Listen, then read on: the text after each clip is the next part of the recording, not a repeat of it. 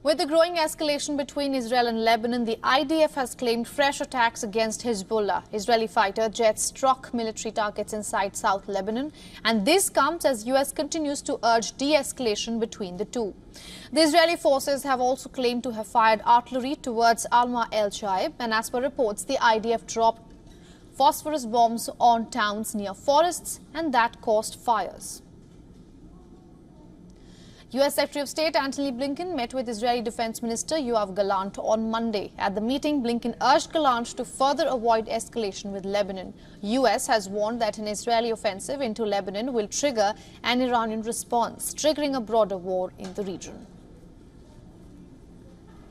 Israeli Defense Minister Yoav Gallant arrived at the U.S. State Department for talks with top American diplomat Antony Blinken on Monday. The visit comes amid U.S. calls for a ceasefire in Gaza and for the development of a realistic post-war plan, according to State Department spokesperson Matthew Miller. We have been quite consistent that for there to be an enduring defeat of Hamas, there needs to be a plan for what replaces them. And what replaces them needs to be Palestinian-led governance. It needs to be realistic security plans. It needs to be realistic reconstruction plans. And that's what we continue to work towards with our Arab partners in the region, and as we continue to push the government of Israel to properly consider. Washington has warned Israel that the absence of such a plan could trigger lawlessness and chaos, as well as a comeback by Hamas in the enclave.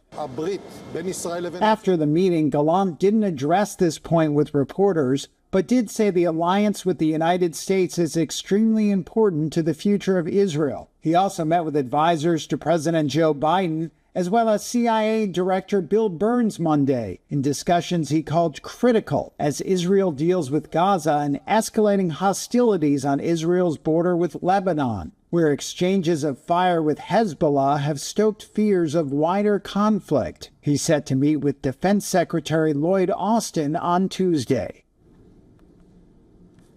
Israel's opposition members have come down heavily on Prime Minister Benjamin Netanyahu's government. The National Unity Party has denounced the rolling over funds from 2023 budget for the war with Hezbollah. This war, if it breaks out, will be fought at the country's northern border, an area that was never a part of the war budget. The opposition has pointed out that the government deficit is much higher due to the ongoing war in Gaza. Thus, the 2023 budget excess is not extra money in hand and should be put towards making the deficit smaller. Meanwhile, on Monday, Israeli Prime Minister Benjamin Netanyahu confirmed that he is committed to the proposed post-war Gaza plan and the hostage deal.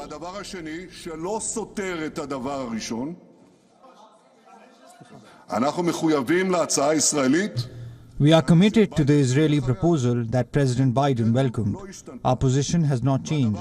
The second thing, which does not contradict the first, we will not end the war until we eliminate Hamas and until we return the residents of the youth and the north safely to their homes. For all the latest news, download the WION app and subscribe to our YouTube channel.